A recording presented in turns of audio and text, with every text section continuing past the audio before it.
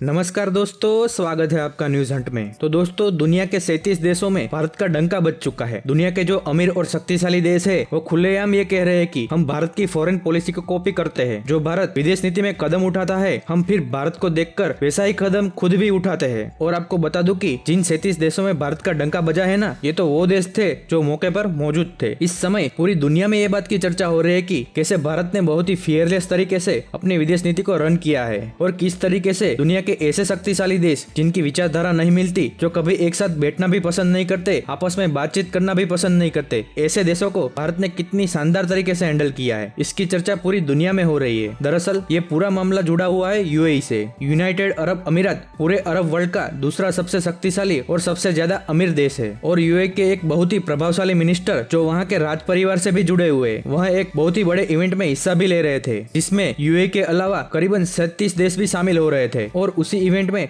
जब उनके बोलने की बारी आई तो उन्होंने एक बहुत ही शानदार बात कही। उन्होंने कहा कि मैं भारत की विदेश नीति का फैन हूँ। भारत के जो विदेश मंत्री है एस जयशंकर साहब, उनका भी मैं बहुत बड़ा फैन हूँ। यहाँ तक कि मैं जयशंकर जी के जो भाषण होते हैं, जो उनके वक्तव्य होते हैं, उन्हें बहुत ही डीपली फॉलो करता हूँ। उनकी सारी वीडियो भी मैं देखता हूँ और ये बहुत ही अमेजिंग बात है कि किस तरीके से भारत ने रूस यूक्रेन युद्ध के दौरान रूस, अमेरिका और पूरे यूरोप को हैंडल किया है। और आपको बता दूं कि यूएई ये बात को सिर्फ कह ही नहीं रहा है, उसने असल में भारत को फॉलो भी किया है। आपको बता दूं कि जब रूस यूक्रेन युद्ध शुरू हुआ था तो आप लोगों को याद होगा कि उस समय दुनिया का कोई भी देश अगर यूक्रेन के पक्ष में बयान नहीं दे रहा था तो उसे बहुत ही बड़ा पाप समझा जा रहा था। और इसीलिए युद्ध की शुरुआत में जितने भी अरब देशों हो, चाहे वो सऊदी हो, यूएई हो, कतार हो, ओमान हो, कुवैत हो, इराक हो, सभी देश खुलकर यूक्रेन के पक्ष में बयानबाजी कर रहे थे और रूस का विरोध कर रहे थे। ये मजबूर थे क्योंकि अमेरिका और पश्चिमी देशों का डर था। लेकिन जब उन्होंने देखा कि दुनिया का एक देश है जिसका नाम है भारत और वो इस युद्ध में न तो यूक्रेन का पक्ष ले रहा है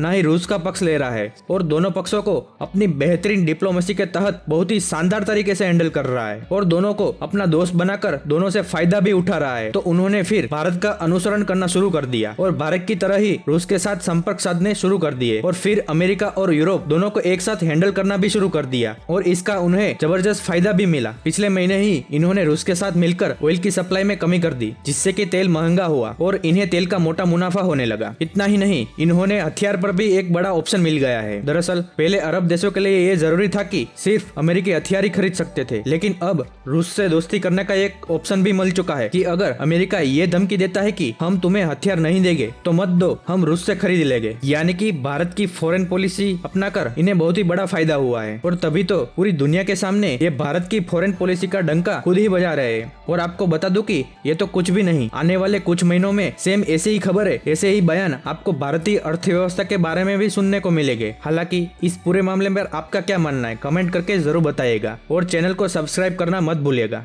धन्यवाद।